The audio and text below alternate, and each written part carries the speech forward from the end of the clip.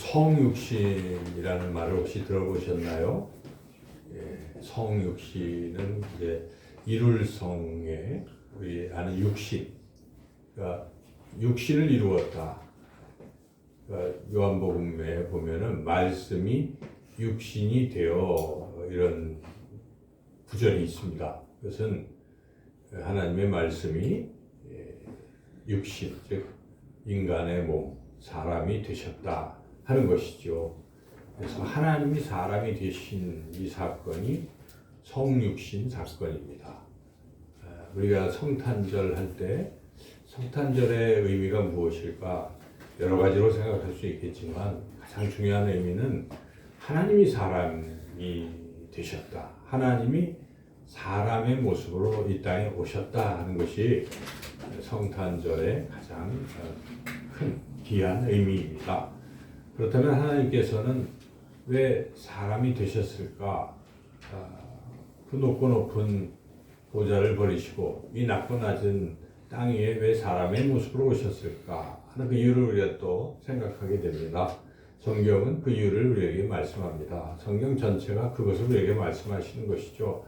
그것은 우리 인간이 죄를 지어서 영원히 죽을 수밖에 없기 때문에 하나님께서 그 죄를 사하시기 위해서 하나님 자신이 사람의 모습으로 오셔서 이 땅에 우리의 인간의 모든 죄를 짊어지시고 십자가에서 죽으신 것입니다. 그래서 인간이 받아야 할 고통을 우리 하나님께서 대신 받으신 것이죠.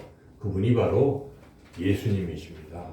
그래서 우리가 예수님 때문에 더 이상 우리는 죄인이 아니고 죄사함을 받았기에 하나님과 화목하게 그렇게 살아갈 수 있는 것이고 하나님의 나라인 천국에서 우리가 영원토록 살게 된 것입니다. 그래서 우리가 성탄절이 왜 기쁠까?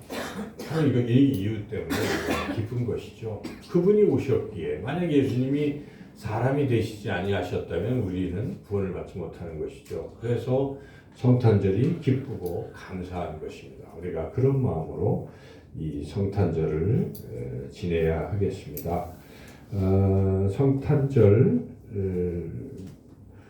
통해서 우리가 이제 구원을 받는 것을 알게 되는 것인데 하나님께서는 우리 사람들을 구원하시려고 계획을 세우셨고 우리 사람들에게 약속을 주시고 이 성경은 그런 약속이고 그것을 실제로 실천을 해서 이루어 가신다는 것이죠.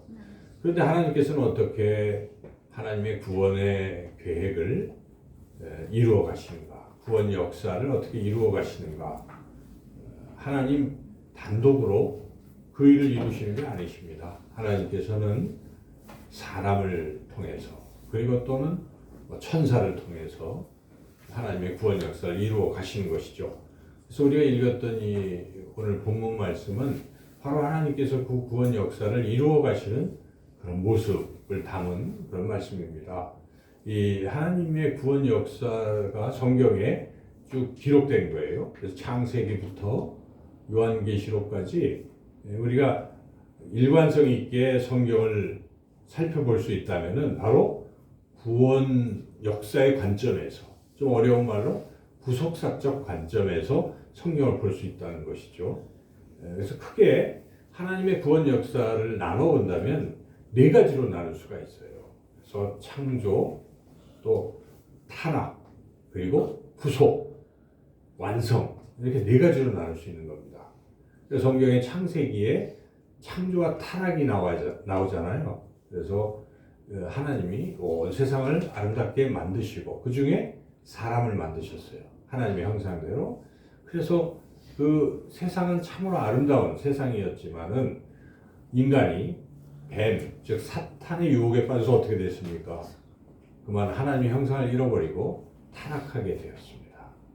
근데 타락한 결과는 심판과 형벌인 것이고 그리고 죽음이라는 것입니다. 죽음은 하나님과의 영원한 이별이고 또한 하나님 없는 세상에서는 지옥과 같은 곳에서는 영원히 형벌을 받고 고통받는 그런 것이죠. 그런데 하나님은 사람을 사랑하십니다. 하나님은 사람을 너무나 사랑하시기 때문에 사람이 그렇게 타락하여 고통받는 것을 원치 아니하십니다. 그래서 구원하시려고 그 구원하시려는 계획 또 약속 이런 것들이 성경에 나와 있는 거예요. 그래서 그런 관점으로 우리가 성경을 읽어가는 거예요. 전체를 읽어갈 때 하나님의 사랑을 느낄 수 있는 것이고 우리가 구원의 길로 갈 수 있는 것입니다. 그래서 그러한 하나님의 구원의 계획과 약속 또 그 약속대로 이루어지는 이런 것들이 쭉 기록되어 있어요. 창세기부터 요한계시록까지 기록되어 있는 것이고 그러나 우리가 지금 현재 살고 있는 우리의 모습 또 이 세상은 구원이 완성이 된 것이 아닙니다. 구원은 결국 최종적으로 완성이 되는 것인데 그 완성은 우리 예수님께서 이 땅에 재림하실 때 완성되는 것 아니겠습니까? 그래서 예수님이 다시 오신다 하는 것을 성경의 마지막 책이 무엇이죠?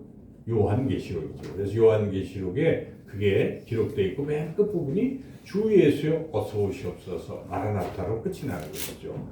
그래서 마지막 완성까지 기록된 것이 성경입니다. 우리가 성경은 그렇게 전체를 관통해서 그런 구속사적 관점에서 여러분들이 읽을 필요가 있어요. 그러면 우리가 하나님의 놀라운 사랑을 더 깊이 깨닫게 될 것이고 그것이 우리에게 굳게 믿어지게 되는 것이고 이 믿음으로 우리가 세상을 이기고 살아가는 것이고 이렇게 믿음으로 굳게 선 사람들은 그 누구를 만나도 또 복음을 전할 수가 있는 것입니다, 여러분. 그래서 이러한 하나님의 구원의 역사가 이렇게 쭉 흘러가는데 그 중에 구원 역사의 정점, 최고봉이라고 볼 수 있는 게 바로 성육신이라는 것입니다. 그래서 오늘 이 본문은 그런 하나님의 구원 역사의 정점, 그 부분을 우리에게 알려주고 있는 그런 말씀인데 하나님의 구원 역사를 어떻게 펼쳐가시는지 그리고 구원 역사에 하나님이 사람을 통해서 하시기 때문에 사람들은 어떻게 반응을 해야 되는 것일까? 하나님의 구원 역사는 지금도 이루어지고 있기 때문에 우리는 과연 하나님의 이 구원 역사에 어떻게 동참해야 할 것인가? 그 자세를 우리가 배워야 하는 것이죠. 오늘 본문에 등장하는 마리아라는 사람의 모습을 보면서 우리가 어떻게 하면 마리아처럼 그렇게 구원 역사에 동참하실 수 있을까 하는 것을 우리가 이제 찬찬히 살펴보면서 은혜를 나누고자 합니다. 먼저 우리 본문 1절부터 26절부터 27절까지 한꺼번에 한번 같이 한번 읽어보겠습니다. 여섯째 달에 천사 가브리엘이 하나님의 보내심을 받아 갈릴리 나사렛이던 동네에 가서 다윗의 자손 요셉이라는 사람과 약혼한 처녀에게 이르니 그 처녀의 이름은 마리아라. 등장하는 인물 두 사람이 소개가 되어 있습니다. 천사 가브리엘 그리고 처녀 마리아. 그런데 하나님께서 천사 가브리엘을 시켜서 처녀 마리아에게 가서 뭘 얘기하라 하신 거 아니겠어요? 그러니까 이게 바로 이제 구원 역사의 정점인데 이 구원 역사가 누구를 통해서 이루어지고 있습니까? 천사와 사람을 통해서 이루어져 간다는 것이죠. 그래서 하나님께서는 하나님의 구원 역사를 일방적으로 단독으로 하시는 것이 아니라 인간과 또 천사를 통해서 이루어 가신다는 우리가 깨달을 수가 있습니다. 그러므로 우리는 항상 그런 생각을 해야 돼요. 지금도 하나님의 구원 역사가 흘러가고 있지 않습니까? 여러분들이 사도행전을 보면은 하나님의 구원 역사가 참 드라마틱하게 진행되는 것을 느낄 수가 있어요. 사도행전을 묵상하다 보면. 근데 사도행전 28장으로 끝나는데 사도행전이 28장으로 끝난 게 아니에요.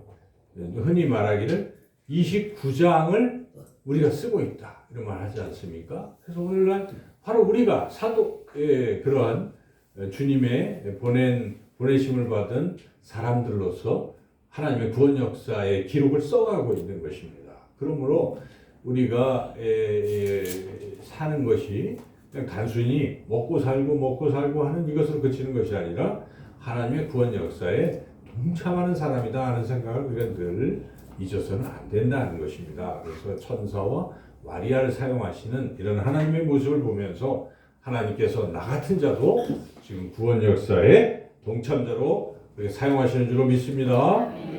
자, 그러면 하나님께서는 구원 역사를 또 어떻게 이루어 가시는가 하는 것인데 이어지는 그 말씀들을 또 우리가 보면 상당히 또 다 읽기가 어려운데 제가 요약을 해보면 28절, 29절 말씀은 이제 가브리엘이 마리아에게 이야기를 하는 것이죠. 그래서 뭐 인사하는 겁니다. 28절에 평안할지어다 하는 것은 샬롬, 인사하는 거예요. 인사.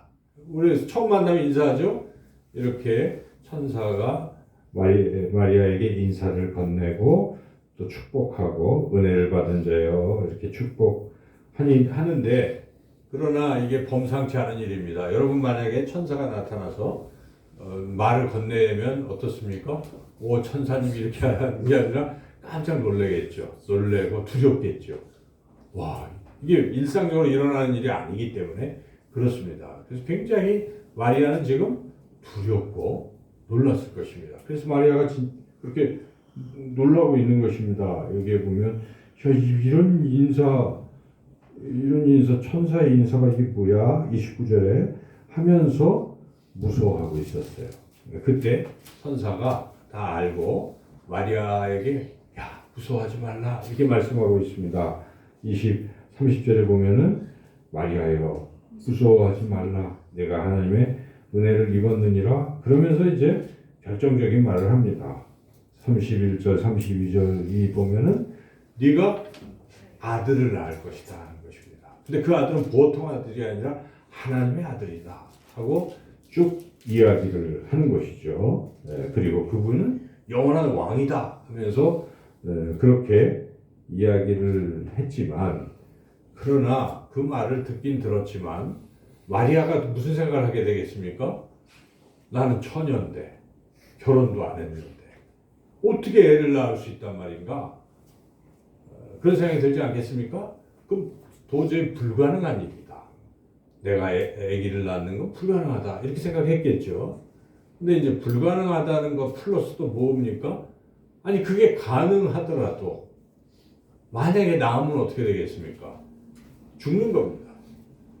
당시 유대 사회는 어떻습니까? 가능한 게 발각되면요 어떻습니까? 돌에 맞아 죽는 거예요. 요즘은 뭐 간통죄도 사라지고 아주 음란한 세상으로 변화되었지만은 그러나 그때 당시 예수님 오셨을 때 유대 사회는 절대 그런 일은 없습니다. 그렇게 여자가 그러한 일이 발각이 되면 바로 죽음이에요. 그 마리아가 지금 죽는 건데 아무리 천사가 나타나서 말을 하지만 이거는 내 목숨이 달린 일인데 이 일을 받아들이기가 쉽지 않았을 것입니다. 불가능하다는 것 플러스 나는 이게 도저히 이 일이 내게 임하지 않았으면 좋겠다 이런 생각을 하는 것이죠. 여러분 그래서 여기에 뭐라고 합니까? 34절 읽어보겠습니다.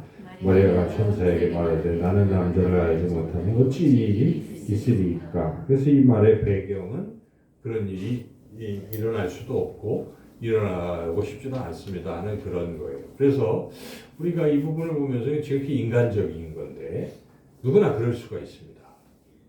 우리도 인생을 살면서 하나님의 일을 해야 되는데 여러분 그렇죠? 근데 그 인간적인 생각을 해보면 쉽지가 않아요. 그렇죠? 돈도 들어가야 되고 내가 교회를 다니면 또 돈도 들어가야 되고 뭐 이런 생각 들잖아요. 인간적인 생각을 하면 시간도 들어가야 돼요. 교회를 다니려면 또 뭐 가서 공사도 해야 돼요. 이게 쉽지가 않습니다. 인간적인 생각만 해보면 아무리 따져봐도 손해예요. 그래서 못한 사람들이 굉장히 많습니다. 교회에 나와서 제대로 신앙생활을 하는 사람이 몇이나 됩니까? 점점 줄어들고 있어요. 요즘 어떻습니까? 여러분 이렇게 또 개척교회, 작은 교회에 나와서 봉사하시는 분들은 정말 힘들어요. 그죠? 1인 다역을 다 해야 돼요. 장로님 어떻습니까? 여러분? 저보다 일찍 나와서 뭐 하시고 저보다 늦게 또 가시기도 하고 헌금 다 입력도 하시고 그렇죠. 또 장로님이니까 수요예배 나오셔야지 또 금요기도에 나오셔야지 먼 곳에서 왔다 갔다 이게 쉬운 일이 아니에요. 그리고 또 직장 또 사업하셔야 되지 제가 생각해봐도 굉장히 힘든 일이죠. 이게 인간적인 생각을 해본다면 거의 불가능한 일이고 안 될 겁니다. 그렇습니다. 누구나 다 그럴 수 있는 거예요.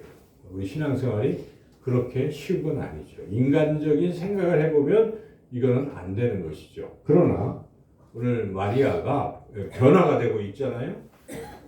어떤 변화가 일어나는가 이걸 다 알고 다시 천사가 이야기를 하기 시작합니다. 35절에서 37절 말씀은 우리가 다 같이 한 목소리로 읽어보겠습니다.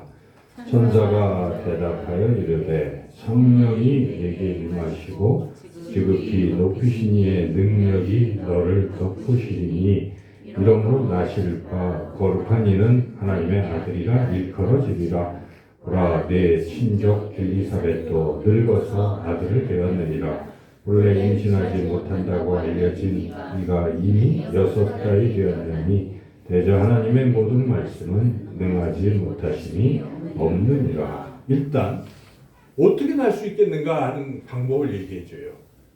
사람으로서는 날 수가 없지만 성령이 임하시면 성령으로 잉태가 되어서 그리고 난다 하는 것입니다. 이제 이해가 좀 가는 거죠. 날 수는 있겠구나.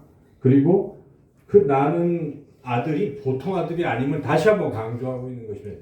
지극히 높으신 하나님의 능력으로 덮어서 하나님의 거룩한 하나님의 아들이 태어난다는 것입니다. 보통 아들이 아니라는 것으로 다시 한번 마리아가 이제 생각하게 되는 것이죠. 그리고 또 마리아의 믿음을 또 돈독히 해주기 위해서 천사가 너 잘 아는 그 친척 엘리사벳 봐라.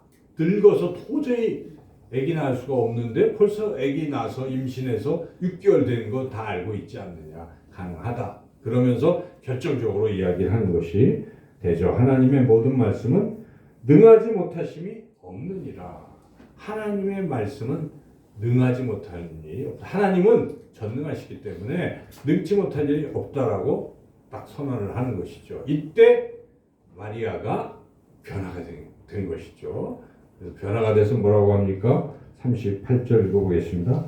마리아가 이르되 주여 여종이오니 말씀대로 내게 이루어지이다 하매 천사가 떠나가니라. 드디어 순종을 하고 있는 것이죠.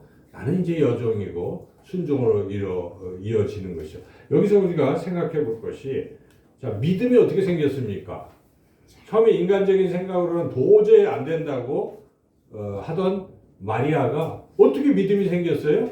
들어서 생긴 거예요. 천사의 말을 들으니까 믿음이 생기는 것입니다. 여러분의 믿음이 어떻게 생기겠어요? 그래서 주일날 와서 설교 말씀을 들으니까 사람의 말로 들으면 뭐 믿음이 안 생기겠지만 하나님을 말씀하신다.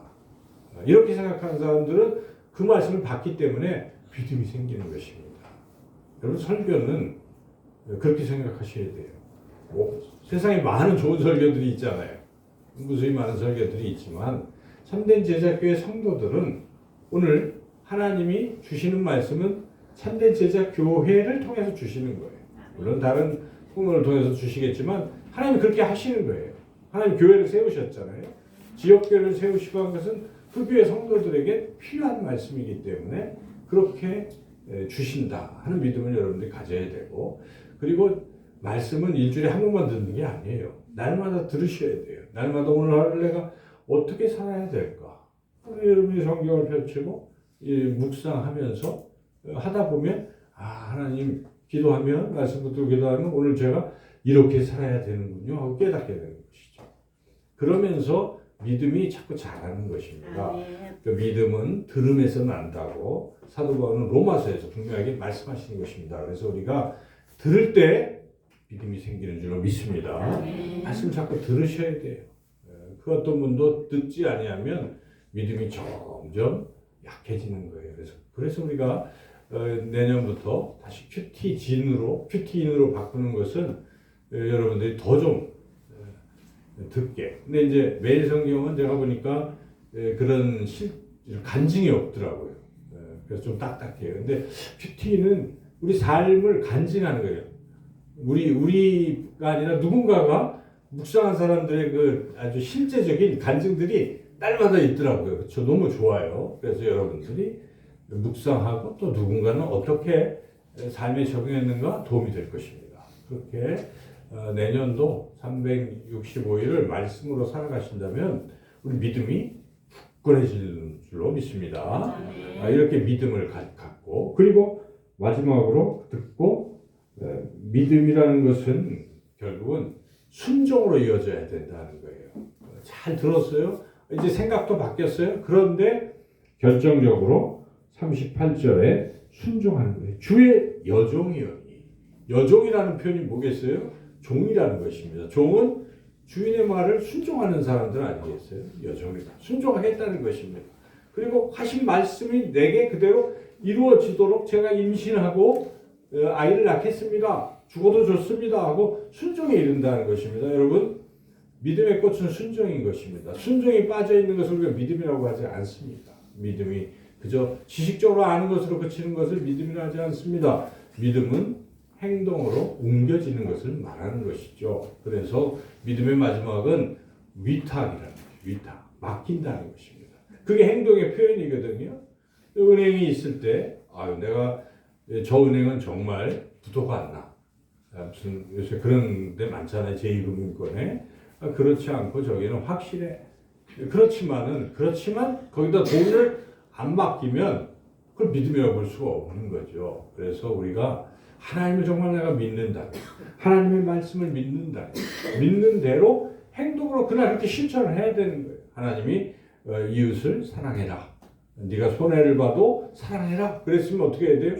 손해를 봐야 되는 거예요. 그날 특별히. 그렇게 하면 하나님의 말씀에 우리가 순종하는 것입니다. 이렇게 해서 드디어 하나님의 구원 역사가 이루어져 간 것입니다. 그래서 예수 그리스도께서 마리아를 통해서 이 땅에 오셨다 하는 것입니다. 우리가 이 성탄절 하루 앞두고 오늘 이 말씀을 듣습니다. 우리가 뭘 결단해야 되겠습니까? 내가 그냥 세상을 이렇게 살아가는 존재가 아니라 마리아처럼 하나님의 구원 역사의 동참자로 하나님께서 부르고 계시다는 것을 믿으시기를 주님의 이름으로 축원합니다. 나는 그냥 사는 게 아니에요. 오늘도 내가 가서 또 내일도 가서 특별히 우리는 말씀을 늘 묵상하고 들음으로써 우리의 믿음이 점점 성장하고 그리고 결국은 그 믿음대로 삶에서 구체적으로 실천해야 한다는 것입니다. 오늘 이 말씀을 듣고 우리가 이런 실천을 했으면 좋겠습니다. 오늘 오후는 오후 2시는 그냥 일상적인 어떤 그게 아니에요. 저는 이걸 놓고 많이 기도를 했습니다. 우리 성도는 같이 기도했죠. 그래서 하나님의 구원 역사가 이루어지는 날이라 하는 것입니다. 여러분 그 여러 20여 가정의 학부모들 가운데는 뭐 불교를 믿는 분도 있고 안 믿는 분들도 있고 뭐 이런 분들이 계시잖아요. 그분들이 교회를 나오라고 하면 절대 안 나올 것입니다. 그런데 오늘 자기가 사랑하는 자녀들이 재롱잔치를 하기 때문에 나오는 거예요. 나오는데 이분들에게는 교회가 처음인 분들도 있을 것이고 또 와서 교회라는 것은 이런 것이구나 하는 생각을 하게 될 것입니다. 이때 우리는 예수님을 드러내야 되는 것입니다. 주님의 사랑을 우리가 이런 시간을 통해서 드러내야 되는 것이죠. 진심으로 드러내서 섬기는 그런 시간이 되어야 한다 하는 것입니다. 그리고 또한 복음이 제시가 될 것입니다. 그 시간에 여러분 기도해야 될 거예요. 성령이여 역사해 주셔서 저 복음의 씨가 뿌려질 때에 누군가 그 말씀을 받고 구원받는 역사가 일어나게 해달라고 온 성도들이 간절히 부르짖어 기도한다면 구원의 역사는 일어날 줄로 믿습니다. 이런 일에 우리가 동참해야 한다는 것입니다. 한 사람이 하는 게 아니에요. 온 교회가 마음을 합해서 이 구원 역사를 이루어가는 동참자로 살아가시기를 주님의 이름으로 축원합니다. 도우신 하나님 감사합니다. 우리를 구원해 주시려고 독생자 예수를 이 땅에 보내주시고 우리가 구원받게 하시면 감사드립니다. 구원의 감격 속에서 하나님 우리도 하나님의 구원 역사가 계속 이루어져 가는 것을 잊지 않게 하시고 우리 자신이 구원 역사의 동참자로 사용되는 그런 귀한 역사가 있게 하여 주시옵소서. 예수님의 이름으로 기도드리옵나이다. 아멘.